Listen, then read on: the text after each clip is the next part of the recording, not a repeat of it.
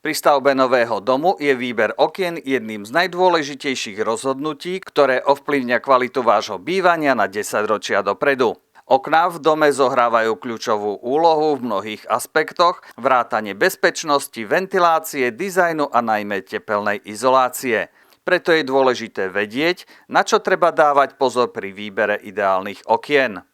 Moderné okenné technológie a materiály umožňujú dosiahnuť vynikajúce hodnoty tepelnoizolačných vlastností.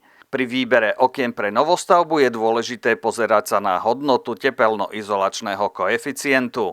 Odporúčaním je vyberať okná s čo najlepším tepelnoizolačným koeficientom, pretože okná často predstavujú najslabšie miesto v obálke domu. Ako jediný na Slovensku využívame technológiu vypeňovania profilov, čím dosiahneme najvyššiu možnú izoláciu profilov a v kombinácii s kompozitnými výstuhami dosiahneme energeticky najlepšie okno na trhu.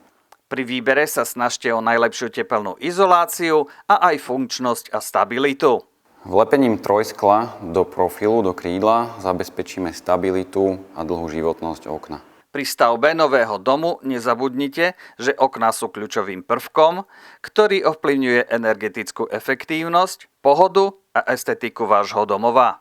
Vyberte si okná s najlepším tepelnoizolačným koeficientom, ktorý si môžete dovoliť, a zvážte materiál a konštrukciu, ktoré vyhovujú vašim potrebám a štýlu vášho domu.